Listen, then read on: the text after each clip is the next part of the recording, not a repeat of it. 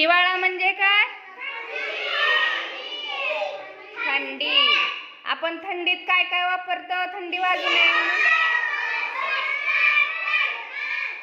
आणखी काय वापरतो? आणखी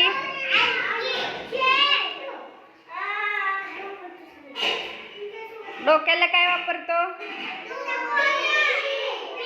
टोपी. मोठे मोठे ब्लँकेट पांघरून घेतो का थंडी वाजू नये म्हणून?